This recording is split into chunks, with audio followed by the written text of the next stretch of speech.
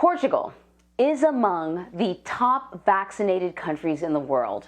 The New York Times reports that nearly 86% of its population is fully vaccinated and nearly all COVID-19 restrictions have been lifted. And this comes as several Western nations with an abundant supply of vaccines sees their country's vaccination rates plateau. So Marc Santora co-wrote that article. He's an international news editor for the New York Times, and he joins me now to talk more about this. This is really interesting, Marc, because we say 86% of Portugal's population is vaccinated, but that's also, I think it's like 98% of those eligible for the vaccination. So that is 12 and over, even kids. The vaccination rate for kids here, it's pretty abysmal because parents are still a little uncomfortable and they're not really sort of compelled to get it done. How has Portugal been able to inoculate so many people? Yeah, hi. Well, good morning. It is a pretty remarkable story, especially when you consider how far they've come. When the vaccines were being rolled out there in the first few weeks, it was sort of a system that was plagued by scandal. There was a director of a hospital system who was removed from his job over questions of people jumping in the line to get the vaccines. You had the same sort of misinformation flowing through social media, but they appointed this vice admiral in the Navy who essentially has been credited with a lot of it, who really took it out of the political realm and made it sort of a national effort and sort of deputized the nation almost to go out and get vaccinated. And so on that level, it's been a remarkable success, and maybe something people wouldn't have predicted in those first few chaotic weeks. Yeah, I thought that was really interesting about the article. You know, yesterday we spoke to the former head of the FDA, Scott Gottlieb, and he recently wrote a book. And one of the things that he talked about in that book was that he really felt like the CDC was not equipped to handle a pandemic. That in fact, you know, perhaps the Defense Department should have gotten into the mix. And so I thought it was very interesting that here you have kind of this military guy who takes control. And he used, you know, he uses a lot of the language that we even saw, you know, former President Trump use, sort of military language. And he goes out of it, he makes sure that he wears his military uniform every time he's addressing the nation. But somehow those tactics that kind of didn't really work to a certain degree in other countries worked very successfully in Portugal. Do you know why that is? I mean, I think there's a couple factors. One is the messenger is as important as the message. And so the message being communicated from someone with no ties or no political ambitions is important. But secondly, there's sort of two parts to this that we're talking about. One is, I mean, the U.S. is really fortunate, globally speaking, because they have an abundance of vaccines, which, you know, much of the world does not have. Europe is in a similar position.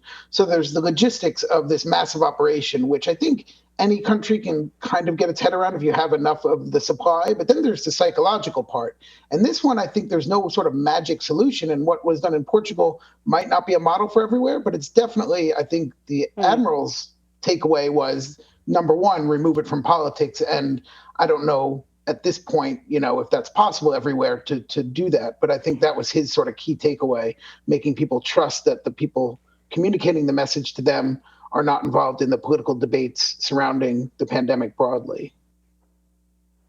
Yeah, that was very huge. And I did think, you know, that horse has left the barn here. I think we're trying to sort of claw it back in this country. And I also thought it was interesting that Portugal had to deal with some of the same challenges that we are dealing with now, misinformation, social media platforms with misinformation, but somehow they managed to sort of take an end run around that, or it didn't kind of have the same detrimental effects in Portugal as it has had other places. Did they specifically address misinformation in any particular way?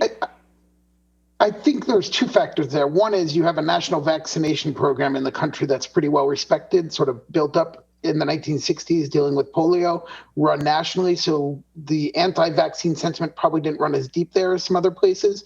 But then you also had, I think, again, you know, the leadership of the admiral, where, you know, he saw an opportunity, for instance, to confront some of these people. And he went there without any security as they were trying to block a vaccination center, and made sure the television cameras were there as these people were screaming and calling him a murderer. He made a very, you know, calm and cogent case. And he said the public could see those two sides. On one side, all emotion and anger, and on the other, his calm and reason. And he thinks that was sort of the pivotal moment this summer in July, especially as they moved into younger age groups, that compelled people. And I think now the big question will be, as people watch and see, so you have the achievement of getting people vaccinated. Now everyone's watching to see, well, how does society function when basically everyone who needs protection has gotten it? And that's going to be fascinating to watch. So that was going to be sort of my follow-up question is, what is life like in Portugal now? So, I mean, I think, first of all, again, the politicization of things like masks, not really such a thing there. And on mass transit and other places, while all restrictions are gone, people still wear masks in crowded public venues like that.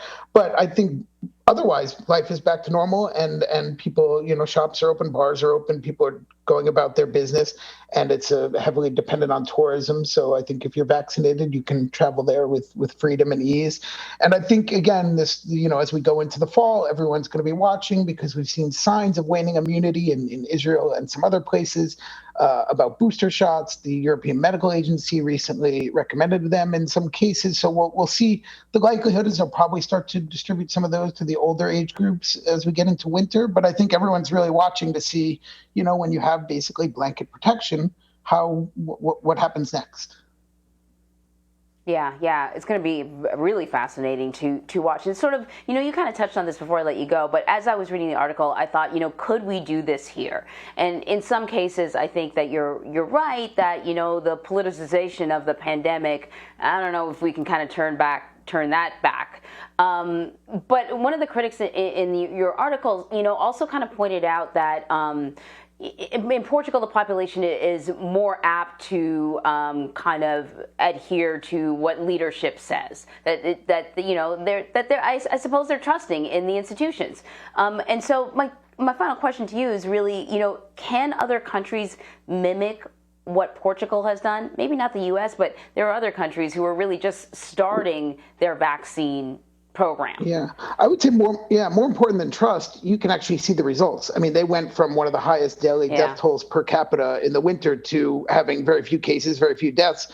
And people see that, and who wouldn't want to keep their families safe. And so on a very, without even being too deep or broad about trust issues, I think you just see it, the vaccines work, right? So there's that part of it. And so I think, as other places in the world look at places where there are high, and the problem is when you talk about high vaccination rates, I think at the beginning of the pandemic, people were looking for 70% to offer some group protection. Now, because of Delta, they're talking 80, 85. I don't think anyone knows an exact number, but you need to be really high. And so these pockets of resistance, have a bigger and bigger outsized impact because of the need to get more people vaccinated, perhaps, than we thought was needed just 18 months ago or a year ago when the vaccines came out. Yeah, so true. Marc Santora, thank you so much. Thank you.